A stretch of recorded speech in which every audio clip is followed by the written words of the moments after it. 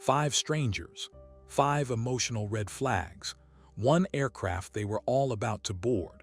When Dr. Nathan Ortiz saw his system spike into the danger zone, he understood one thing instantly. The threat wasn't a person, it was the pattern. Before we roll into the narrative, hit subscribe and like for Inspector Vale. Your support keeps the investigations sharp and the stories coming. The departure hall of Northbridge International buzzed with cold fluorescent light, reflecting off empty rows of molded chairs. Dr. Nathan Ortiz let himself sink into one of them, muscles unwinding after days of non-stop pressure. The symposium in Port Marano had chewed him up: panels, interviews, relentless heat. But the grant was secured. 3 more years for NEMEX, 3 more years for his predictive behavior research. Outside the glass wall, the runway stretched like an illuminated artery through the dusk.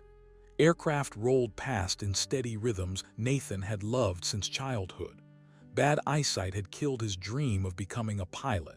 Instead, he found his place behind the systems that kept pilots alive. His laptop glowed softly on his knees. NEMEX, his experimental microexpression analyzer, parsed live video feeds from the airport's internal cameras. It measured emotional volatility, impulse patterns, cognitive drift, subtle flickers no human eye could catch. Security teams adored it, ethics boards not so much. "Show me what I'm missing," Nathan murmured at the code. A lanky teenager sprawled across nearby seats, hoodie up, earbuds blasting tinny beats. Jax Lorne barely noticed the world, too busy fighting with his glitchy tablet. He opened a private group chat and typed, "Terminal's dead. Someone throw me a monthly challenge. No stripping." Replies hit instantly. The winning dare: hack something on the plane like the vids, become a legend. A slow grin spread across his face. At the info desk, an older man with a frayed leather case hovered nervously. "Young man," he asked Jax politely, "which flight was just called?" "Toronto," Jax lied without looking up. The man hurried away in the wrong direction. Jax shrugged. "Not my problem." Across the terminal, tension built at the check-in counter. Myra Rowe, dressed in a bright resort outfit she'd bought to feel alive again after her diagnosis, stared at the overweight fee flashing on the screen. 20 kilograms. Most of it impulse purchases meant to prove she still mattered, still wanted things, still existed beyond hospital corridors. Behind her, Brent Calder, disheveled and hungover, muttered, "Just pay or toss something. Don't hold the whole line hostage." Myra fired back. Brent barked louder. The line simmered toward explosion. Nathan intervened smoothly. "I'll cover the fee," card out. Transaction processed. Conflict neutralized temporarily. NEMEX flagged all 3 of them red. 2 more profiles lit up moments later. Lena Adair, senior flight attendant, alone in the crew lounge staring at a breakup message written at 3:04 a.m. Her makeup perfect, her hands shaking. Captain Rowan Hale, moving along the aircraft's fuselage with ritual precision, touching panels as if grounding himself. A widower who trusted checklists more than intuition, until today, when even checklists couldn't quiet the static in his head. 5 individuals, no shared background, no connection. Yet NEMEX didn't care about stories, it cared about probability. The consolidated risk score climbed again. Nathan felt something tighten in his chest. The danger wasn't a person, it was the convergence. The boarding delay stretched from minutes into nearly an hour, and irritation began radiating through the terminal like static. People paced, checked watches, recorded annoyed clips for their socials. Northbridge International thrived on routine.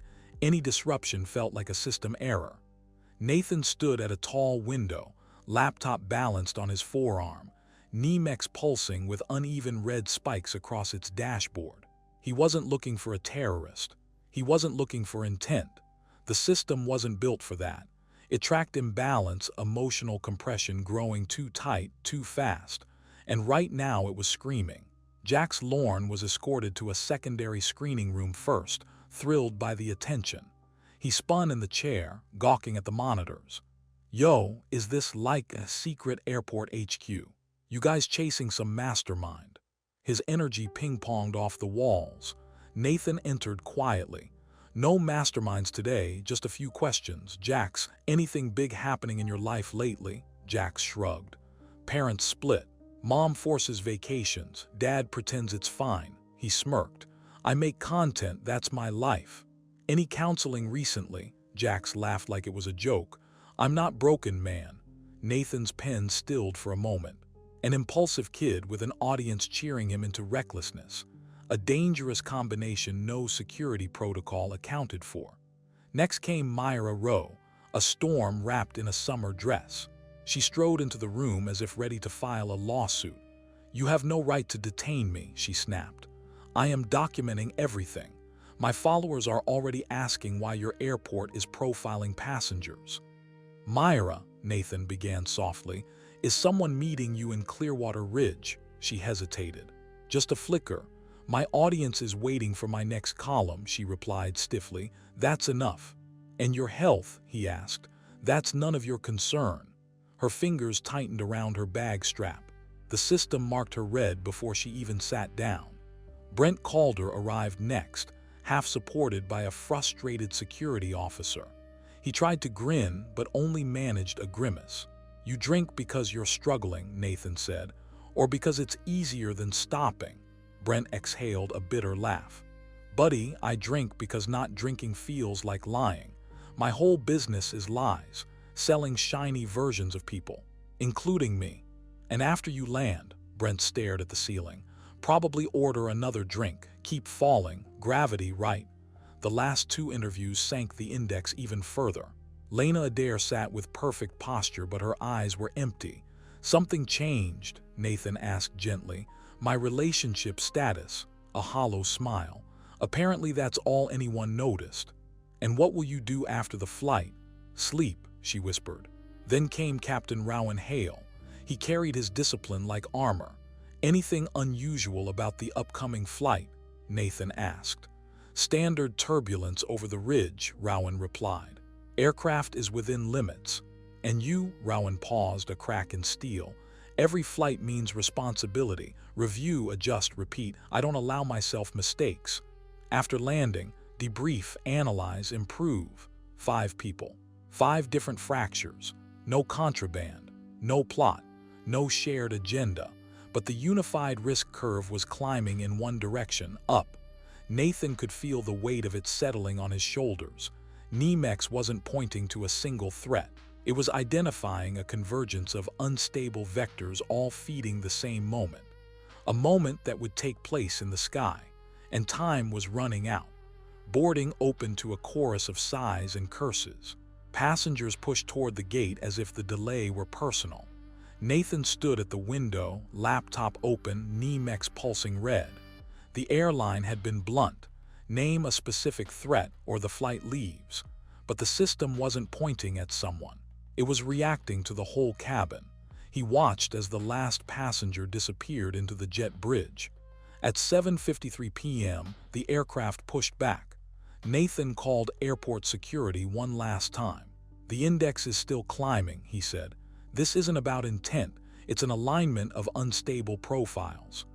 Dr. Ortiz, the supervisor replied, we ran extra checks. No weapons, no flagged intel. The flight is cleared. We can't ground a jet because your graph is nervous. The call ended. Nathan kept his eyes on the moving aircraft and felt that his system might be measuring something no one was prepared to own. On board, Jax Lorne started his challenge as soon as seat belts clicked. He waited for the flight attendant to move on, slid his tablet out and ducked under the seat. The maintenance port was where an anonymous post had promised. Cable in, copied script ready. He hit execute for a heartbeat, nothing. Then a sharp chirp cut through the cabin, overhead panels snapped, seat screens glitched. A message flashed. Auxiliary oxygen system, test mode masks dropped in uneven rows. The cabin erupted. Screams, curses, a child wailing, Jax froze. This wasn't a clever hack or a joke. This was fear he'd triggered with one command. Flight attendants ran down the aisle, shouting that it was a malfunction. asking people not to use the masks, urging them to stay seated. But panic had already taken off. In the galley, Lena Adair grabbed the counter, forcing her breathing to slow. Noise from the cabin rolled over her, but another detail cut through it, a thin, chemical sting in the air. She opened a compartment. Her eyes burned. "Lena, status," crackled the intercom. "Cabin calming," she answered, "continuing service." In the cockpit, Captain Rowan Hale replayed the system spike tied to the mask incident. "Software glitch," his first officer offered. "Log it," Rowan said. "We'll handle it on the ground." Ahead, radar painted a band of weather. He requested a lower altitude to ease the ride. Clearance came, and for a few minutes the flight smoothed. Then a chime announced low pressure in the forward cargo bay. "Run the fire loop," Rowan ordered. His first officer tried once, twice. No response. Could be a bad sensor. The next alarm answered for them. Cargo fire. Procedure took over. Discharge extinguishers. Switches flipped. Agent deployed. The warning stayed. Temperature climbed. "Right bay is spiking," the first officer said. Rowan keyed the radio. "Control, Axiom 217 declaring emergency. We have an active cargo fire and request immediate priority approach." Vectors came back. The jet turned. Turbulence clawed at the wings. The controls grew heavier. Through the yoke, Rowan felt a dragging weight deep in the frame. The fire wasn't contained, and the distance between them and the ground shrank. The cargo bay warnings froze in solid red. Heat rising, pressure falling, electrical noise bleeding into the main bus. In the cockpit, Captain Rowan Hale scanned the panel twice. Nothing about the numbers said contained.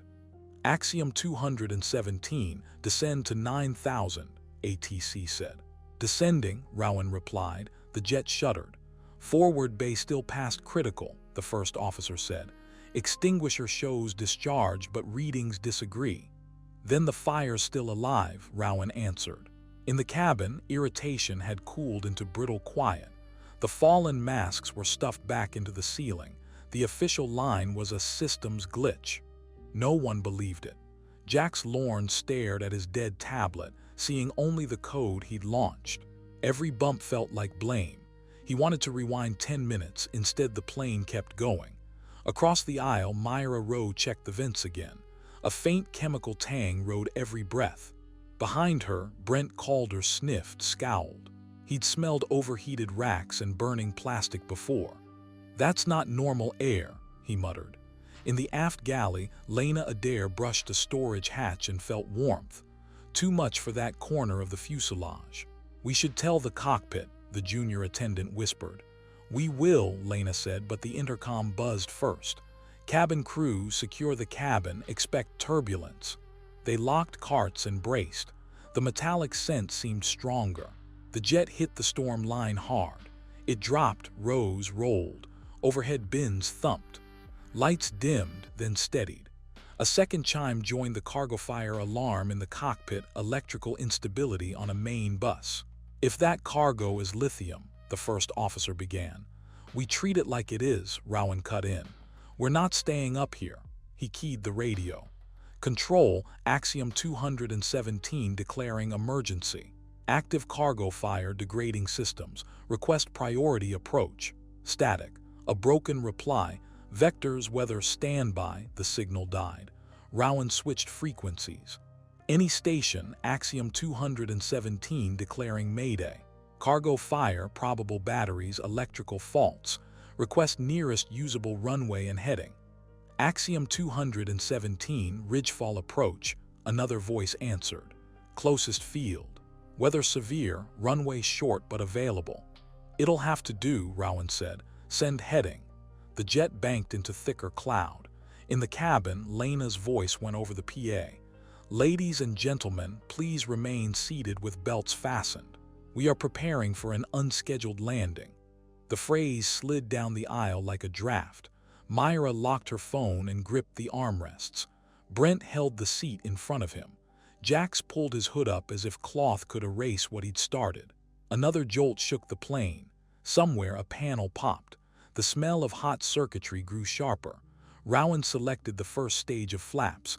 The aircraft answered with a low groan. "Wind sheer ahead, rising terrain," the first officer said. "No go-around with a live fire," Rowan replied. "We commit." The altimeter unwound. Outside, only black rain and sudden cuts of lightning through the cloud. Below the storm, a strip of concrete waited, if they could reach it. Rain hammered the windshield in sheets. Ridgefall's lights were somewhere ahead, buried in moving gray. Captain Rowan Hale flew almost entirely on instruments, shoulders tight, tone controlled. "Glide path captured," the first officer said. "Speed checked," Rowan replied. "We keep it stable, no surprises." The fire alarm refused to stop. Cargo bay temperature plateaued, then ticked higher. Something beneath them was still eating through metal and sealant. "Smoke in the forward ducts now," the first officer added. "Cabin reports stronger odor." Rowan didn't look away from the panel. "We land on this attempt. There is no second try." In the cabin, people felt the change before anyone spoke. Air hotter, taste of metal. A faint, wrong hum in the vents. Myra Rowe crushed the armrests in both hands. The post she'd been composing in her head dissolved. What remained was a blunt thought: "I'm not ready to be done." Brent Calder tried for humor. "If we walk off this thing, first round's on me." No one answered. He heard his own voice crack and understood the bit was over. This was the part without an audience. Jax Lorne stared at the frozen airline logo on his seatback screen. His reflection hovered there. A kid who had wanted a daring clip for a group chat and instead tripped systems on a burning plane. Lena Adair moved the aisle, checking belts, touching shoulders, letting people borrow her composure. "You're ready. Stay seated, heads down when we call it." Every row got the same line. Every row believed her just enough to hold. "Runway in sight," the first officer said. Through streaked glass, a short chain of lights appeared, bobbing in rain and crosswind. The jet bucked. Rowan corrected, feeling the weight fight back.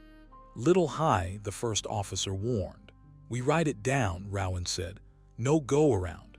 Terrain warning chimed. Fire alarms shrieked over it.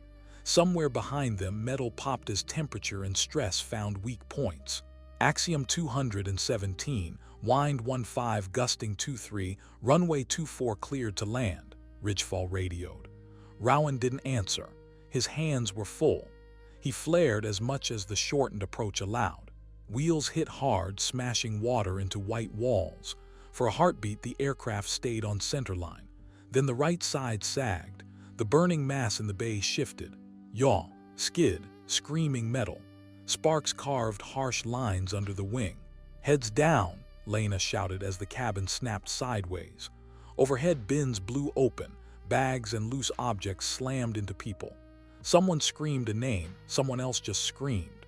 The right wing caught the edge of the runway and tore, spilling flame.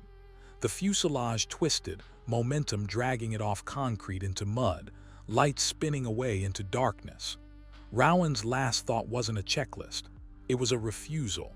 Not like this. The storm answered with fire and tearing aluminum. By dawn, Ridgefall's emergency teams would stand before what reports would call an unsurvivable impact at the edge of the airfield. News tickers worldwide would settle on the same line.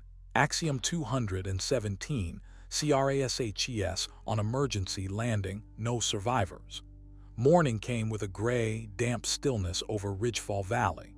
Emergency crews were still at the perimeter, boots sinking into cold mud. The fuselage of Axiom 217 lying in two fractured sections beyond the end of runway 24. The fire was out. The smoke was not. A sour chemical haze hung low to the ground. 3 hours later, Dr. Nathan Ortiz stepped out of a government vehicle and felt the weight of the silence settle on him like wet stone. He'd barely slept since the moment the plane vanished from his line of sight in Northbridge. NEMEX had been screaming before takeoff. Now he stood in the aftermath of what it had tried to warn him about. "Dr. Ortiz," a federal investigator said, offering gloves and a mask. "Crash site is secured. Preliminary teams confirm cargo bay fire origin. Lithium units ignited mid-flight." Nathan nodded without speaking. They walked along the scorched path carved by the fuselage. Debris glinted through layers of ash, a torn seatbelt, a melted handset, a fragment of an overhead bin. But it wasn't the wreckage that stopped Nathan cold. It was the shape of the moment. Every pattern Nemex had highlighted, stress, volatility, emotional compression, had tightened into the same hour. Not one person, not one decision. A chain, a convergence. He crouched beside the ruptured cargo bay. The metal looked eaten, not melted, a jagged cavity where industrial lithium packs had been stored. Extinguisher system failed, the investigator said behind him. Half the suppressant leaked before activation. Maintenance logs show complaints from crew, no one escalated. And the electrical disruptions? Nathan asked. Likely secondary failure once the fire spread. But we found something else. The investigator held up a sealed evidence bag. Inside lay a warped, scorched tablet, cable still attached. Nathan's stomach dropped. Passenger initiated a connection to the in-flight entertainment maintenance port. The investigator continued. Triggered a system test. Not the cause, but it delayed several warning flags. Jacks. Reckless, impulsive, desperate for validation. Nemex hadn't flagged him as dangerous. It had flagged him as unstable. Did the action contribute to the fire? Nathan asked. No, but it created confusion. Mass deployment, electrical resets. The crew lost minutes. In events like this, minutes matter. Nathan closed his eyes. He could see all 5 profiles again: Jax, Myra, Brent, Lena, Rowan. Bright points Nemex had pushed into red, not because they were threats, but because they were breaking. And the system had sensed the collective strain. The investigator studied him. Your program was active yesterday, correct? Yes. You saw something. I saw the convergence, Nathan said quietly. 5 unstable trajectories on the same flight, not criminal. Human. He stood, brushing ash from his gloves. Wind pushed smoke sideways, revealing a stretch of fractured wing and the blackened outline of the right engine. The valley felt too small to hold the scale of the loss. Dr. Ortiz, the investigator said carefully, your system predicted emotional instability. That's not the same as predicting a crash. No, Nathan agreed. But instability pushes small choices, and small choices stack. A missed inspection, a delayed alert, a reckless challenge, a broken heart, a burned-out captain. He looked at the wreckage again. This wasn't one event, he said. It was a crowded moment. Too many pressure points collapsing at once. The investigator exhaled. The public won't understand that. They're not supposed to, Nathan replied. But the people responsible for safety should. Beyond them, recovery crews lifted a section of fuselage into tarps. Rain began again, thin, persistent, washing soot into the grass. Nathan watched it fall, knowing the hearings were coming, knowing he would be asked the same question again and again. Could this have been stopped? And the truth, the one no one wanted to hear, was that the danger hadn't been a villain. It had been the world they'd built around these people. 3 months later, the federal hearing room in Washington felt colder than the crash site itself.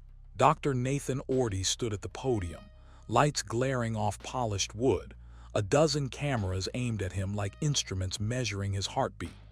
Behind him, the screen displayed 5 faces. Jax Lorne, Myra Rowe, Brent Calder, Lena Adair, Captain Rowan Hale.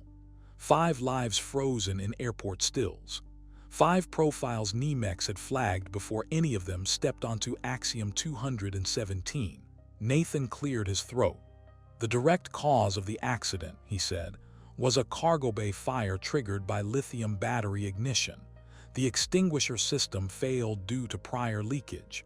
Electrical instability followed. The crew fought until the moment of impact.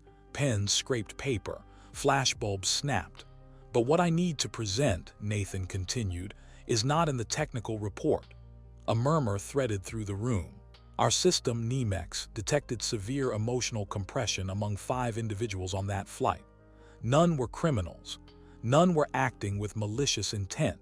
But each one was carrying a silent load: pressure, grief, anger, fear, desperation.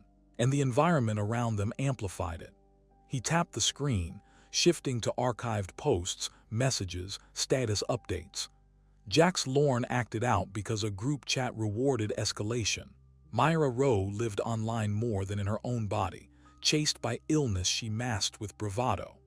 Brent Calder hid burnout behind curated success. Lena Adair received breakup comments that turned her real pain into a spectator event. Captain Rowan Hale held himself to a standard that allowed no flaw, no slip, no humanity. Silence filled the chamber. Nathan exhaled slowly.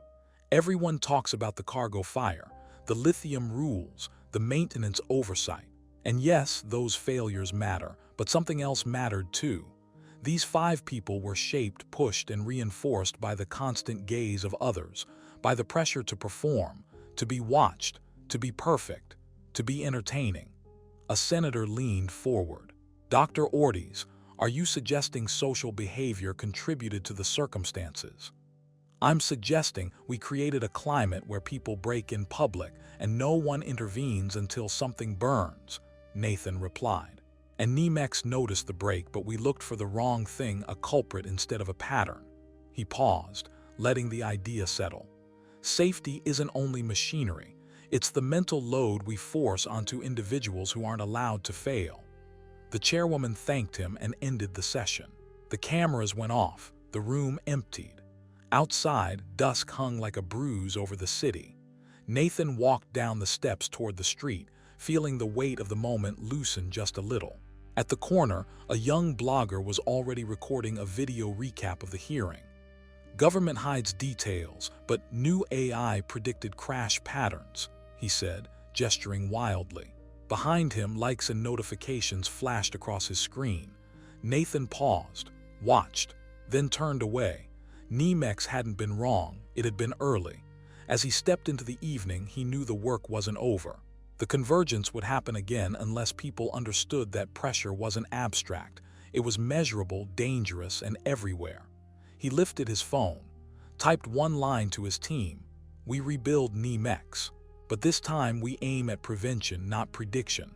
The message sent. A small start. The world kept moving, and for the first time in months, Nathan allowed himself a breath that didn't hurt. If you followed this story to the end, support the project, hit subscribe and like for Inspector Vale. Your engagement keeps new investigations coming.